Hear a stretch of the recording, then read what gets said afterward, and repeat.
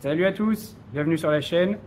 On va faire la deuxième partie de la vidéo sur voilà, mes premiers ressentis de ce que j'aime et ce que j'aime un peu moins en Thaïlande après quelques mois sur place. Donc dans la première partie de la vidéo, vous l'avez sûrement vu, ou sinon je vous encourage à aller la voir, j'ai parlé de cinq choses que j'aimais beaucoup ici. On a parlé de la nourriture, de la facilité de la vie, de la sécurité, etc. Maintenant, je vais aborder 5 points, pas que c'est pas des points que j'aime pas, disons que c'est des points qui sont un petit peu plus voilà, ouais, que j'aime moins, on va dire ça comme ça. Alors, on va commencer le premier point. J'aurais pas pensé parler de ça, mais en fait, c'est le climat, tout simplement. Alors moi, j'adore la chaleur, j'adore les pays chauds, c'est pour ça que je suis venu en Thaïlande. Sinon, j'aurais été, je sais pas, au Canada, en Suède. Voilà, une des raisons qui m'a fait quitter la France, c'est le climat. C'est vrai que moi, j'habite dans une région, enfin, j'habitais sur Lyon, donc Lyon, on a quand même un climat qui est correct. Mais sinon, de base, moi je suis originaire d'une région un peu plus montagneuse où on est bien en juillet, en août, mais par contre, le reste du temps, c'est un petit peu l'hiver, quoi. Donc voilà, vivre 6 mois de l'année, 8 mois de l'année avec le temps gris, la pluie, le froid, j'en avais un peu marre. J'avais envie de venir au soleil et de venir dans un pays chaud. Pour ça que je suis venu en Asie et notamment en Thaïlande. Et ben avec la chaleur, j'ai été servi. Je peux vous garantir qu'ici, quand il fait chaud, il fait très très chaud. Et en plus, la chaleur, elle est exacerbée par le taux d'humidité qui est assez important. Donc, la température ressentie est encore supérieure. Bon, sur Bangkok, alors Bangkok, c'est une grosse ville, donc forcément, il fait encore plus chaud qu'ailleurs. Mais d'un autre côté, tout est climatisé. Chez vous, vous aurez la clim. Dans les transports publics, il y a la clim. Dans les 7-Eleven, dans les magasins, dans les centres commerciaux, il y a la clim. Donc, si vous craignez vraiment la chaleur, de toute façon, quand vous êtes à l'intérieur, vous n'avez pas de problème avec ça. Par contre, c'est un petit peu compliqué de se promener dehors en pleine journée, surtout à des heures chaudes, par exemple entre midi, en gros entre midi et 16 heures. Il fait très chaud et c'est un petit peu compliqué de se promener dehors sans être suffocant. Donc ça, c'est un point faible. Je ne sais pas si c'est un point faible, en tout cas, c'est un point à prendre en compte si vous venez en Thaïlande. Alors, de toute façon, la chaleur, vous allez vous y habituer hein, parce que le corps humain s'y adapte. Moi, aujourd'hui, je suis beaucoup plus tolérant à la chaleur que ce que je n'étais par le passé. Donc, vous vous y habituerez. Mais par contre, c'est vrai que si la chaleur, c'est vraiment un gros souci pour vous, bon, vous allez peut-être souffrir un petit peu en Thaïlande. Il faut faire l'essai, vous verrez bien. Donc, voilà, pour le climat. Deuxième chose qui est un petit peu dérangeante pour moi, mais enfin qui fait partie du pays, qu'il faut accepter, c'est la barrière de la langue, tout simplement. Donc on est en Thaïlande, donc les gens parlent thaïlandais. Moi je viens d'arriver, j'essaye d'apprendre quelques mots. Bon, aujourd'hui j'arrive à commander un café, à commander à manger dans un restaurant, voilà, avec le peu de vocabulaire que j'ai. Mais sinon, la barrière de la langue, on la sent. Le niveau d'anglais en Thaïlande est pas terrible, vraiment pas terrible, surtout si je compare à ce qu'il était aux Philippines. Aux Philippines, vous ne vous posez pas la question, tout le monde parle très bien anglais. Et bien sûr, si vous parlez anglais vous-même, vous n'aurez pas de mal à communiquer avec les gens. En Thaïlande, c'est un peu plus compliqué. Donc, il faut le savoir. Voilà, donc je pense que pour rester sur du long terme, on ne peut pas faire abstraction d'apprendre le thaï. Alors, l'idée, c'est pas forcément de le parler couramment, surtout que c'est une langue quand même difficile, une langue tonale. Nous, on n'est pas habitué à ça.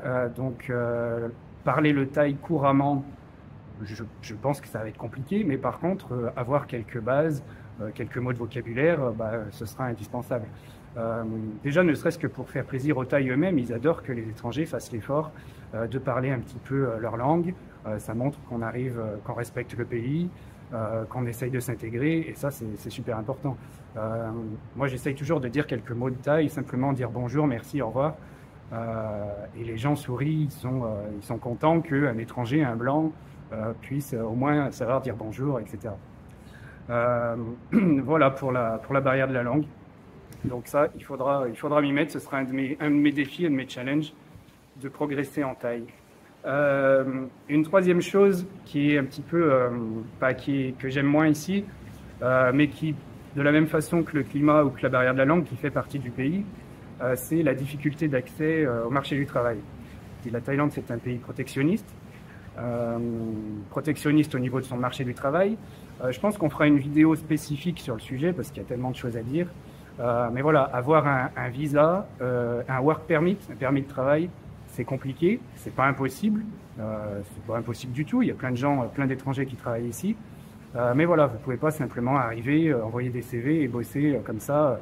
Il y a toute une liste de métiers qui sont interdits aux étrangers, notamment tous les métiers manuels. Je ne sais pas si vous êtes dans le bâtiment, si vous êtes coiffeur, si vous êtes dans la restauration.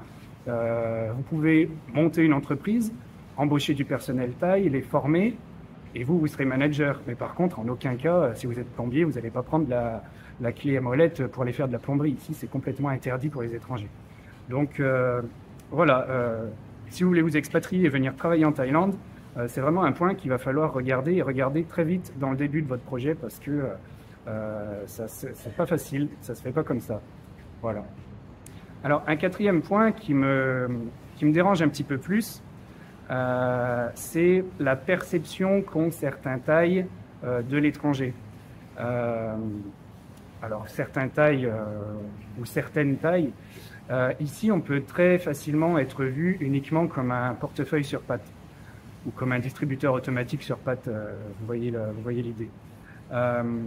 Donc c'est sûr qu'il faut remettre les choses dans leur contexte. La Thaïlande est un pays qui se développe, qui a un bon niveau de développement, je pense, qui a encore du chemin à faire, mais qui est sur une très bonne voie. Notamment à Bangkok, c'est une ville aujourd'hui qui est ultra moderne, vous avez accès à tout. Mais ça reste un pays, voilà, on n'est pas aux États-Unis, on n'est pas en Europe occidentale, ça reste un pays où le niveau de vie est quand même encore assez bas. Je crois de mémoire, je vais peut-être dire une bêtise, mais de mémoire, le salaire moyen sur Bangkok doit être à 700 €, quelque chose comme ça. Donc le revenu est quand même bas, et quand on compare avec nous autres qui venons de France, de Belgique, de Suisse ou d'ailleurs, surtout de Suisse, la différence de revenus est assez énorme. Et ça, ils en sont bien conscients. Donc pour eux, quand on arrive, forcément, on a des devises, on a de l'argent. Finalement, dans tous les domaines de la vie, ici, vous êtes vu comme celui qui a de l'argent, celui qui va payer. Et de toute façon, vous payerez toujours plus que les Thaïs. Un exemple tout simple, vous allez visiter les parcs nationaux. Il y a des super parcs nationaux à voir en Thaïlande, pour ceux qui aiment la nature. C'est gratuit pour les Thaïs, mais par contre, vous, l'étranger, vous allez payer. Alors, c'est pas cher, hein, il n'y a pas de souci. Mais vous voyez, dans la façon de faire, voilà, l'étranger, on l'accueille très bien, on l'accueille super bien, le niveau de service et d'accueil est très bon ici. Mais on attend de vous que vous payiez, vous passez à la caisse. Voilà, donc ça, tout simplement, écoutez, il faut en être conscient, il ne faut pas s'en offusquer, ça fait partie de la culture du pays, c'est comme ça. Et un cinquième point qui est un petit peu, alors qui n'a rien à voir avec la Thaïlande, mais je vais l'intégrer quand même. Un cinquième point qui peut être un petit peu difficile ici, c'est tout simplement l'éloignement par rapport à la France, l'éloignement par rapport à sa famille, par rapport à ses amis, par rapport à sa vie d'avant, entre guillemets. Ici, vous êtes tout seul. Donc, je pense que là aussi, je ferai une vidéo spécifique sur le sujet. Disons que l'amplitude émotionnelle ici, que ce soit en Thaïlande ou ailleurs, en expatriation ou en voyage, l'amplitude émotionnelle, elle est décuplée. C'est-à-dire que les bons moments vont être euphoriques. Moi, j'ai des super souvenirs. Je pense que dans les meilleurs souvenirs de ma vie, c'était des moments en voyage, notamment en Thaïlande. Mais aussi les mauvais moments, parce qu'il y en a, ça fait partie de la vie. Les mauvais moments, là, vous êtes au fond du trou, mais vous y êtes vraiment plus qu'en France. Et ici, vous n'avez pas votre famille, vos amis, que vous pouvez voir le jour même pour vous changer les idées, pour aller boire un verre. Non, ici, vous êtes tout seul. Donc, vous êtes aussi plus vulnérable. Donc voilà, c'est pareil, il faut en avoir conscience. Donc l'éloignement par rapport à ses proches. Après, chacun se positionne un petit peu différemment. Moi, je suis quelqu'un j'aime beaucoup ma famille, mes amis, mais je suis quelqu'un qui a l'habitude de vivre seul et ça ne me dérange pas. Mais c'est vrai que parfois, on se sent un peu seul. Donc ça fait partie des points à prendre en compte avant de venir ici. Mais ça fait partie de la vie de tout expatrié, il faut l'accepter. Voilà, écoutez, j'attends votre avis. J'espère que déjà ces deux vidéos vous ont intéressé. N'hésitez pas à me laisser un commentaire, à me partager votre expérience à vous, à mettre un like si vous avez aimé, ça m'aide à développer la chaîne. Et puis on se revoit plus tard dans une prochaine vidéo. Ciao!